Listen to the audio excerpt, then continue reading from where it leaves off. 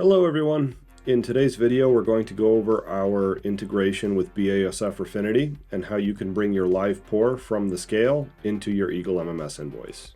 So once your painter has concluded all of their mixes for the job, you're going to go to Business, Repair Order Management, Repair Orders. You're going to search for the RO number, or you could just pick it out of the open list below. Once you select it by hitting the little icon to the right, you're going to go to Material, and down at the bottom there's a button that says Invoice.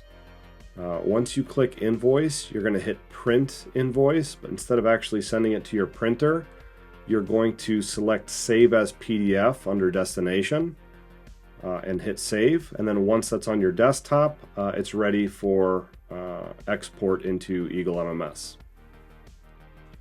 So now that I have my export, I can go to my materials calculator, select one of my jobs that I'm working on.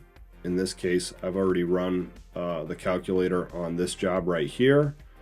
It has my estimate volumes based off of Eagle, right? You can see all my estimated volumes that's allotted by Eagle.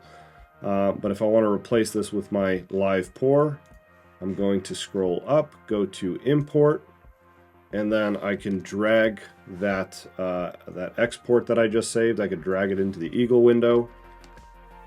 It's going to give me a comparison between what the system estimated and what was live poured on scale.